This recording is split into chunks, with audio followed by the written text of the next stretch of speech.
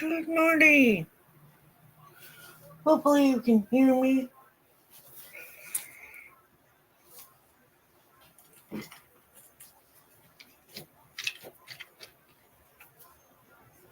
Thank you, Lily.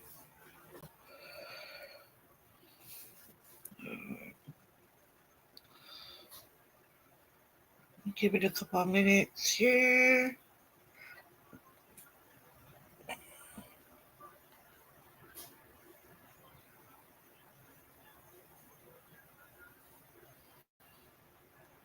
Send the link to Tony.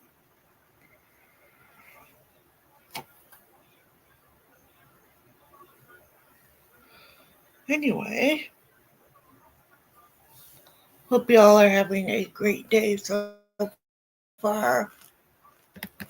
I am. My day is good so far. I went and did my walk. I walked, I think, a mile and a half.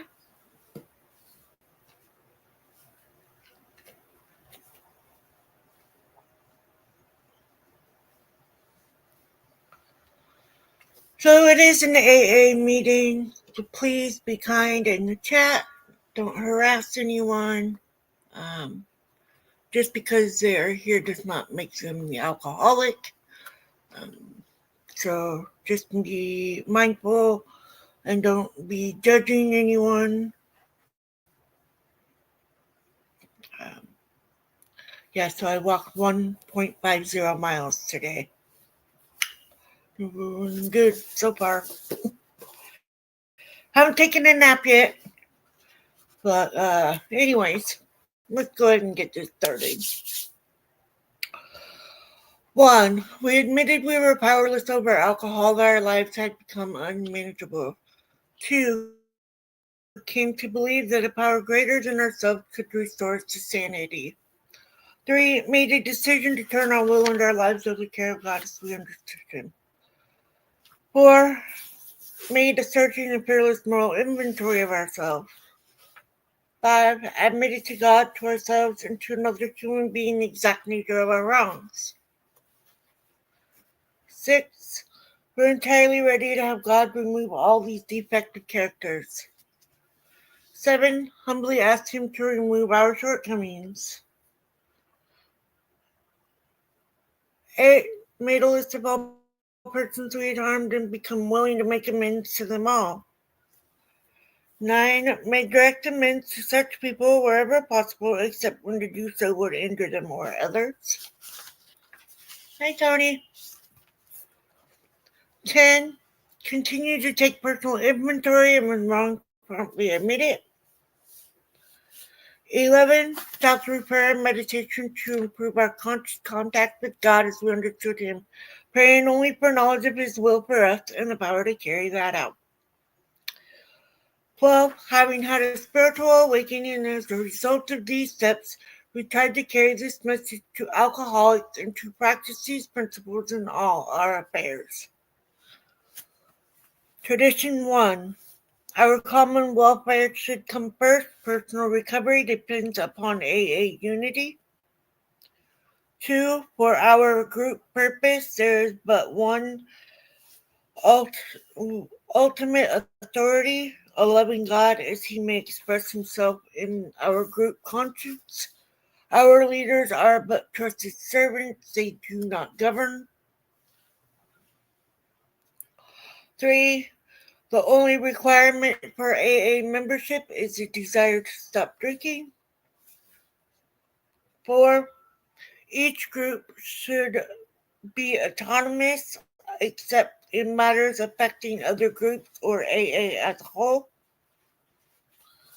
5. Each group has but one primary purpose, to carry its message to alcoholics who still suffer.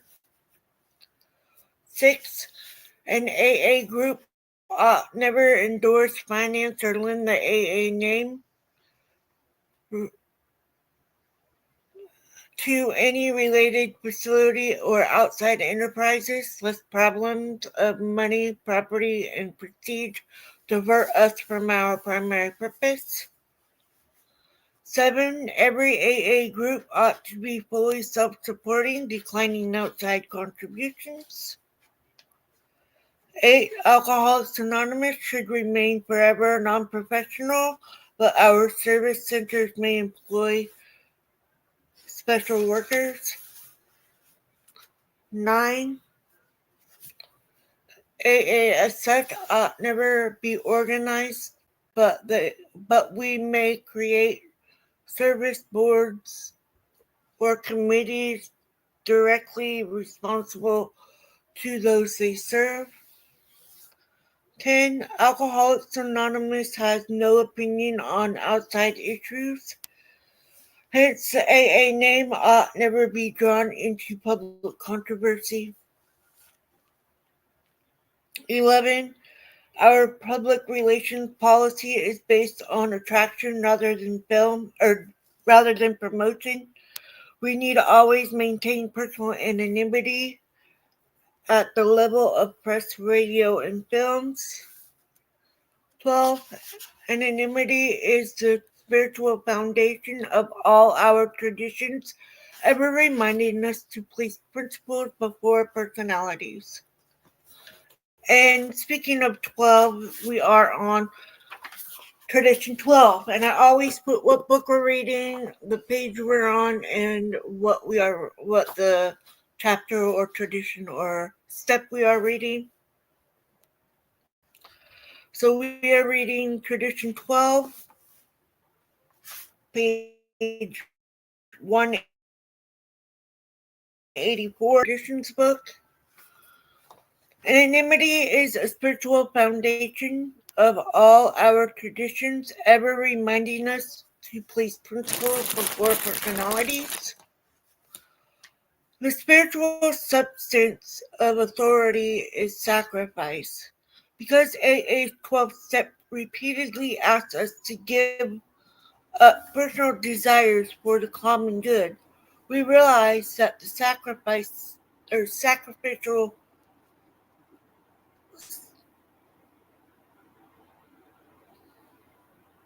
spirit, well symbolized by anonymity, is the foundation of them all. It is AA's proved willingness to make these sacrifices that gives people their high confidence in our future. But in the beginning, anonymity was not born of confidence. It was the child of our early fears. Our first nameless groups of alcoholics were secret societies. New prospects could find us only through a few trusted friends. The bare hint of publicity, even for our work, shocked us. Though ex-drinkers, we still thought we had to hide from public distrust and contempt.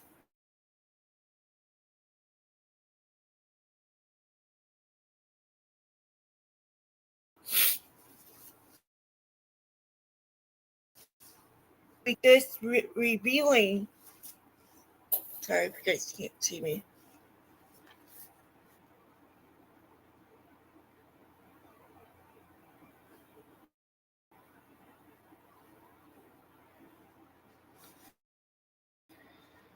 revealing statement. It is important that we miss because we are too few at present to handle the overwhelming number of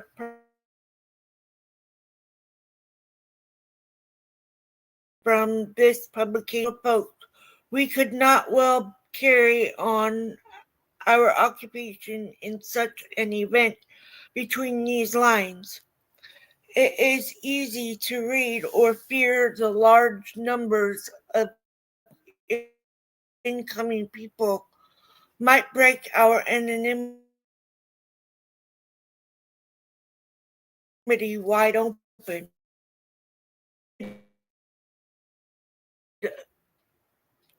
And problems enthusiastically over a spectacular recovery of a brother alcoholic. We'd sometimes discuss those intimate and harrowing aspects of his case meant for his sponsors here alone. Yeah, I see it. It keeps flashing at me. I don't know what it's doing. The aggrieved victim would then rightly declare that his trust had been broken. When such stories got into circulation, the alcoholic would immediately explain that his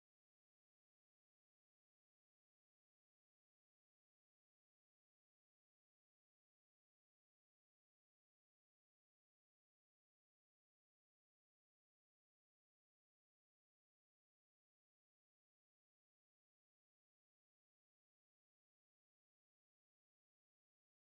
by there we go. There we go. I was connected to the wrong internet. Sorry.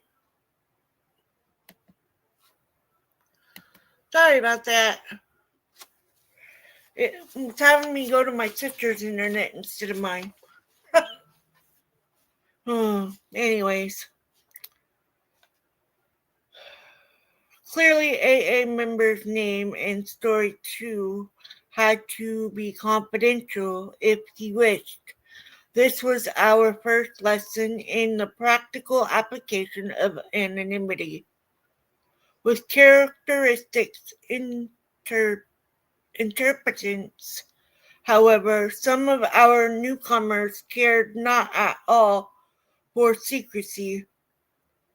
They wanted to shout AA from the housetops and did. Alcoholics, barely dry, rushed out, bright eyed, buttonholding anyone who would listen to their stories. Others hurried to place themselves before microphones and cameras. Sometimes they got distressingly drunk and let their groups down with a bang. They had changed from AA members into AA show offs. This phenomenon of contacts or contrast really set us thinking squarely before us was the question: how anonymity should an AA member be? Our growth made it plain that we couldn't be a secret society, but it was equally plain that we couldn't have a vaudeville circuit either. The charting of a safe path between these extremes took a long time. As a rule, the average newcomer wanted his family to know immediately what he was trying to do. He also wanted to tell others who had tried to help him, his doctor, his minister, his close friends. As he gained confidence, he felt right to explain his new way of life to his employer and business associates. When opportunities to be helpful came along, he found he could talk easily about AA to almost anyone. These quiet disclosures helped him to lose his fear of the alcoholic stigma and spread the news to AA existence in his community. Many a new man and woman came to AA because of such conversations. Though not in the strict letter of anonymity, such communications were well within its spirit. But it became apparent that the word of mouth method was too limited. Our work as such needed to be publicized.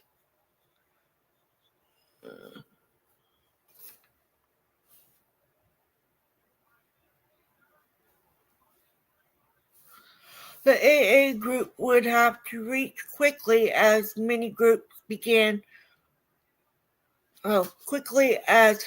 despairing alcoholics as they could. Consequently, many groups began to hold meetings which were open to interested friends and the public, so that the average citizen could see for himself just what AA was all about.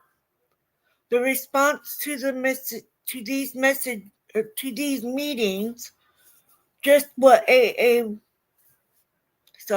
meetings, was warmly sympathetic.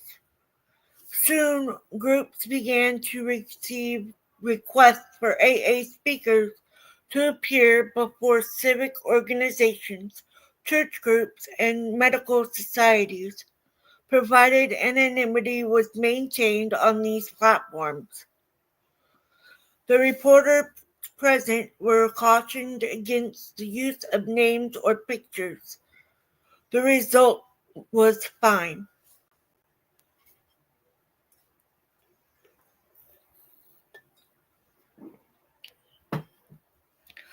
Then came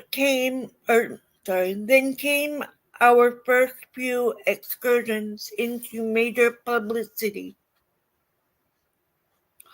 which were breathtaking.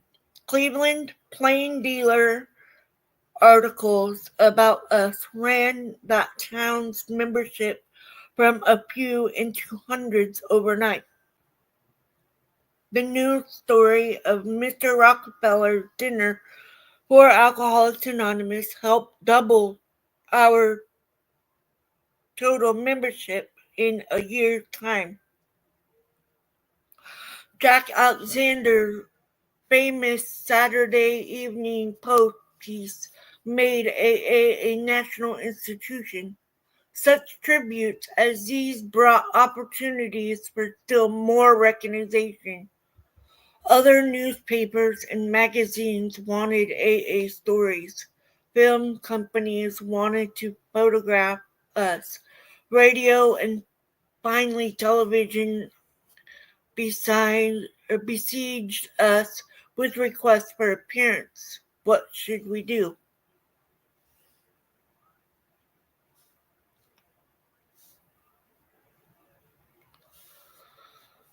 As this tide offering top public approval swept in, we realized that it could do us incredible good or great harm.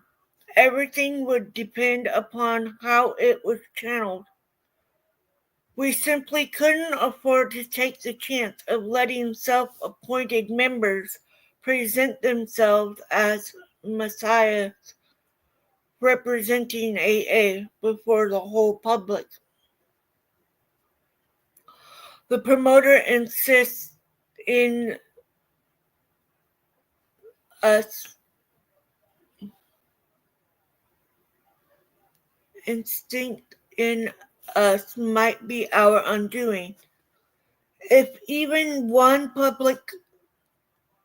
publicly got drunk or was lured into using AA's name for his own purpose, the damage might be irreparable. At this altitude, press, radio, films, and television anonymity, 100% anonymity, was the only possible answer. Here, principles would have to come before personalities without exceptions. These experiences taught us that anonymity is real humility at work. It is all-pervading spiritual quality which today keynotes AA's life everywhere. Moved by the spirit of anonymity, we try to give up our natural desire for personal distinction as AA members, both among fellow alcoholics and before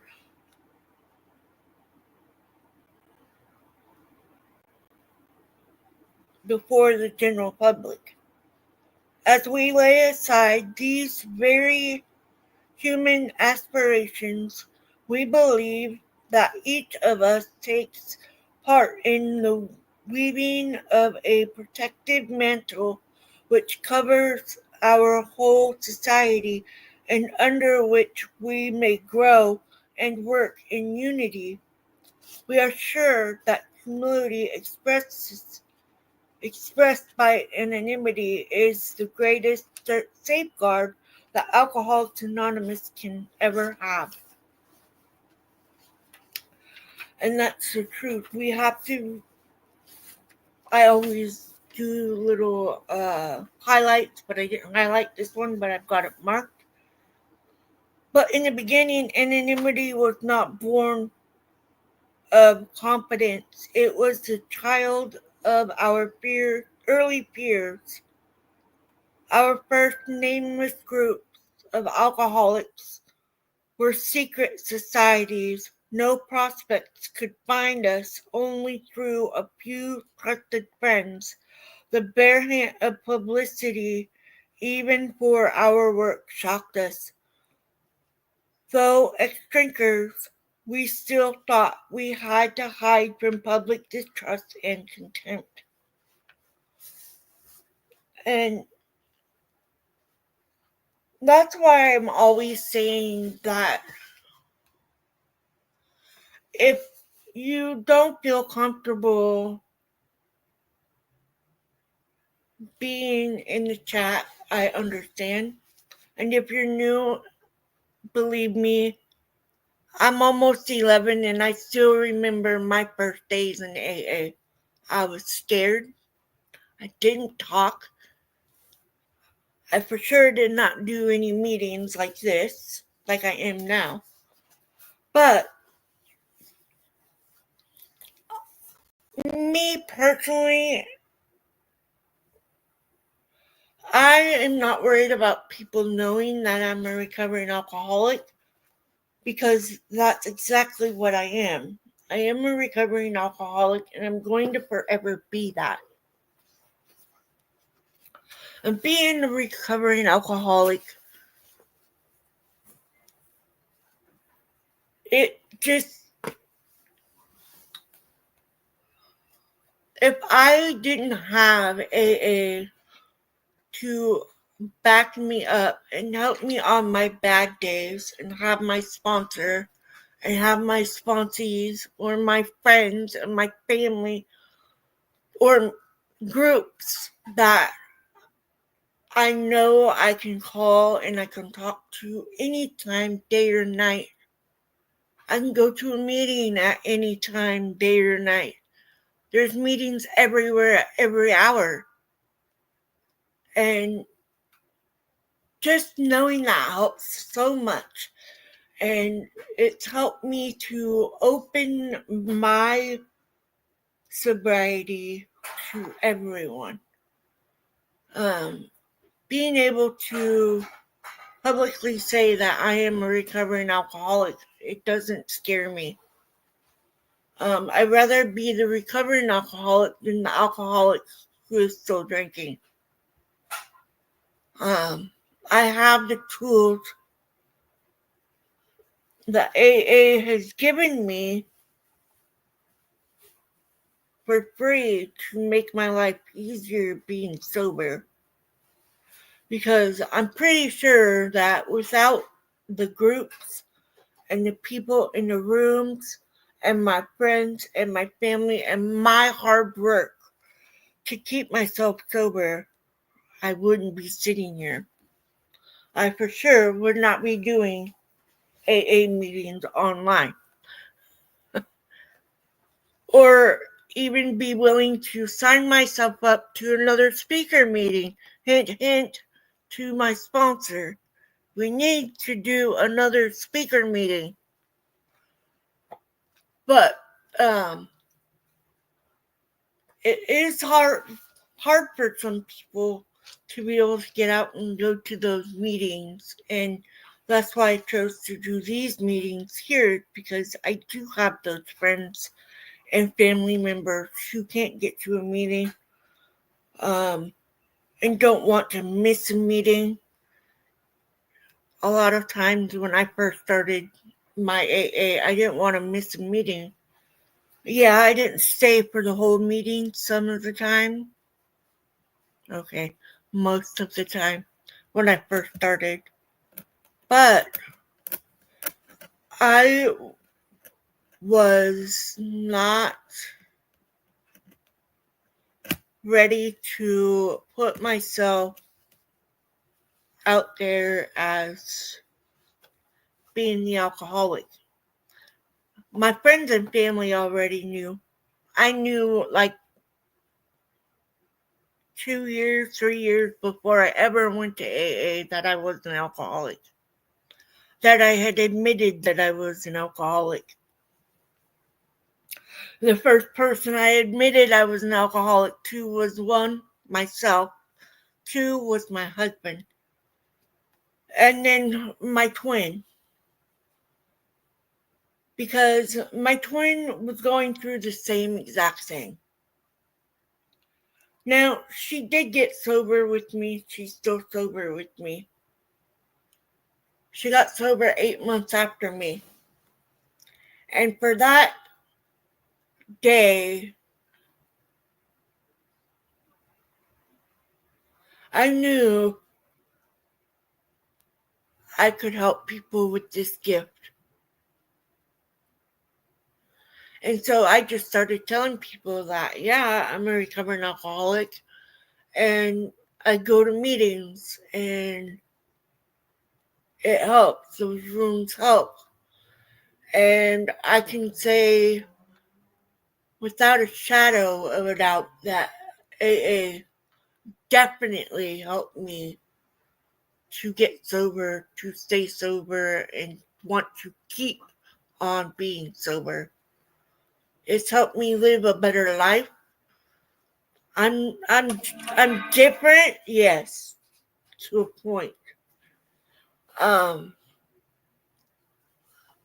I am more laid back.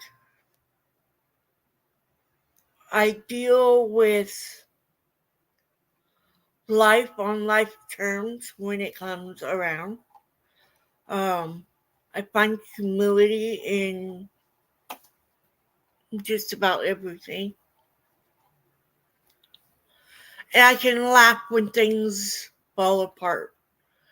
Um, yeah, I've had to learn how to do that. Um, because the alcoholic that I am, I wanted things my way, and if it didn't go my way, I was a total itch with capital B on the front of that. And I didn't care about what anybody else wanted. It was about me and me alone. That's not how life works, unfortunately, or fortunately, however you want to interpret it. But I also have experience in going back out because I did that before I ever started AA. And so when they started saying that you're going to set yourself up and blah, blah, blah, and yada, yada, I was like, I already did that. And I don't think I'm going to do that again because it took me another 2 years to get sober again. And I started getting to where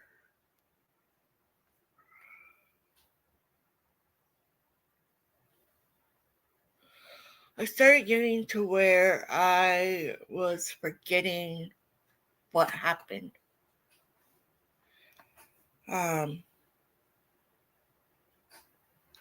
I don't see it with blackouts almost, but I always knew where I was and I always knew how to get home. but I don't remember the in between, other than I was by myself a lot, drinking myself into nowhere land. And it was really, really, really lonely a lot of times. Dealing with my life, how I wanted it to be, and how it was falling apart. Because I went from almost losing it all to having it back to, all right, I'm about to lose it again. And I definitely did not like that part of life. I didn't want to go there again. And I had to leave my family, except for my husband and my youngest son. And I went and lived in the middle of nowhere. Literally. No running water, no electricity, no none of it. Taking a shower outside in the winter. Yeah, that much off grid. And we had to have bottled water because there was no water there. Anyways, and I got sober. I told my sister to stop calling me when she was drunk. She reminded me of somebody who used to do that my whole life. And for me, that was a reality to wake up and stop drinking. So I quit. I went through detox. Oh my God, I went through detox bad. And I went through it by myself with my husband by my side trying to help me go through it. And it was torture. It was not fun at all. The sweats, the shakes, none of it. I lost a lot of weight and in a very short time. I had stopped eating. All I was doing was drinking. And I walked a lot and I worked out a lot. And I went from 196 pounds to 140 in a month and a half.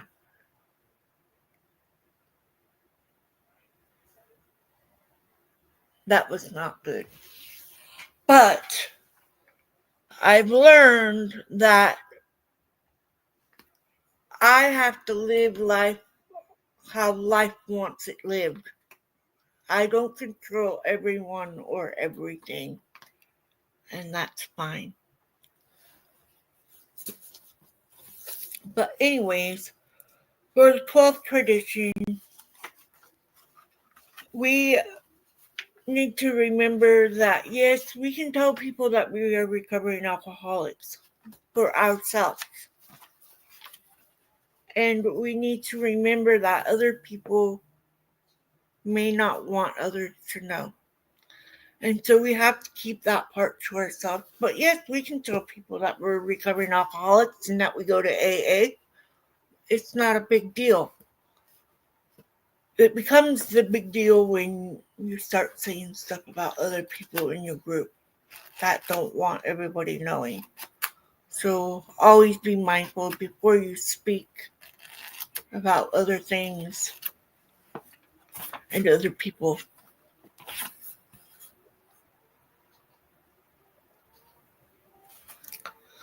This phenomenon of contrast really set us thinking squarely before us was the question, how anonymous should an AA member be? Our growth made it plain that we couldn't be a secret society, but it was equally plain that we couldn't be a vaudeville circuit either. the charting of a safe path between these extremes took a long time. And that's the truth. Because, like I said, not everybody wants everybody to know that they're a recovering alcoholic or that they're an alcoholic. But then there's some of us that, are willing to say it all. Um, I'm a recovering alcoholic for the rest of my life. Hopefully. Anyways, I'm going to read the Serenity Prayer and let you guys, or not the Serenity Prayer, Daily Reflection, sorry.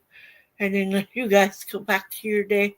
And I think next meeting on Thursday, I will probably share some of my story that some may have heard already, but some have not. I don't know if there's newcomers here. Again, just subscribe and hit the bell. You'll be notified of upcoming meetings and such. And I also do other videos, so I'm not always doing AA if you know. Anyways, please subscribe and hit the like button. Anyways, here we go. September 16th. We stand or fall together. No society of men and women ever had a more urgent need for continuous effectiveness and permanent unity. We alcoholics see that we must work together and hang together, else most of us will finally die alone. Alcoholics Anonymous, page 561. Just as the 12th step of AA are written 12 steps in a specific sequence for a reason, so it is with the 12 traditions. The first step in the first tradition attempt to install in me enough humility to allow me to chance at survival. Together, they are the basic foundation upon which the steps and traditions that follow are built. It is a process of ego deflating which allows me to grow as an individual through the steps and as a contributing member of a group through the traditions. Full acceptance of the first tradition allows me to set aside personal ambitions, fears, and anger when they are in conflict with the common good, thus permitting me to work with others and our mutual survival. Without tradition one, I stand little chance of maintaining the unity required to work with others effectively, and I also stand to lose the remaining traditions, the fellowship, and my life. And with that, I'm going to say the Serenity Prayer and let you guys have your day. God, grant me the serenity to accept the things I cannot change, the courage to change the things I can, and the wisdom to know the difference. I love you guys. Be safe out there. And remember, help is there. Make the call, go to a meeting, contact a friend or family member. Just reach out. There's always people there that will listen and are there to help. And please remember, you're never alone. We all have our struggles. We all are battling something. And please don't give up. And be safe out there. Stay strong and stay sober and enjoy your life. Love you guys.